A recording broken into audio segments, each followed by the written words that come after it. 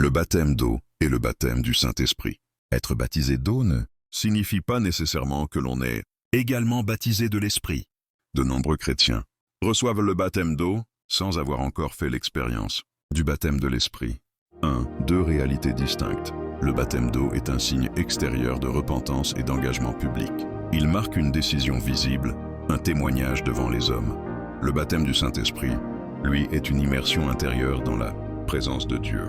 C'est Jésus lui-même qui en est l'auteur, et il transforme radicalement la vie de celui ou celle qui le reçoit. 2. Le contraste biblique, Jean face à Jésus, Jean-Baptiste. Baptisé d'eau pour la repentance, préparant les cœurs. Jésus-Christ baptise dans le Saint-Esprit et le feu, offrant une vie nouvelle et une puissance spirituelle. Acte 1:5. Car Jean a baptisé d'eau, mais vous, dans peu de jours, vous serez baptisés du Saint-Esprit. 3. Exemple biblique de distinction. Les Samaritains, Acte 8:12-17, baptisés au nom de Jésus. Mais le Saint-Esprit ne descendit sur eux qu'après l'imposition des mains par Pierre et Jean. Les disciples d'Éphèse, Acte 19:1-6, connaissaient seulement le baptême de Jean, jusqu'à ce que Paul leur annonce Jésus et qu'ils reçoivent le Saint-Esprit. Ces récits montrent qu'il est possible d'être baptisé d'eau sans avoir encore reçu le baptême du Saint-Esprit.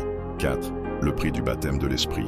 Bien que le Saint-Esprit soit un don gratuit de Dieu, il est associé à une soif spirituelle profonde, une attente persévérante, la foi vivante en Jésus-Christ, une consécration totale, abandon du péché et engagement à suivre Christ. Le baptême de l'Esprit ne vient pas sur une vie mondaine ou tiède. Il sépare, sanctifie et équipe pour le service de Dieu. Les limites du baptême d'eau seul. Être baptisé d'eau ne change pas automatiquement le cœur. Beaucoup ont reçu le baptême d'eau étant enfants, sans suivi spirituel, et vivent aujourd'hui comme des mondains. Le véritable changement vient de l'appel divin et de l'œuvre du Saint-Esprit dans la vie du croyant. Transformation par le Saint-Esprit. Celui ou celle qui reçoit le baptême du Saint-Esprit ne peut plus rester la même personne. C'est une immersion qui renouvelle l'esprit, donne la puissance pour vaincre le péché et rend capable de servir Dieu avec audace. Acte 19:6. Quand Paul leur eut imposé les mains, le Saint-Esprit vint sur eux, et ils parlaient en langue et prophétisaient. Conclusion. Le baptême d'eau est une porte d'entrée dans la vie chrétienne, mais le baptême du Saint-Esprit est la plénitude de cette vie.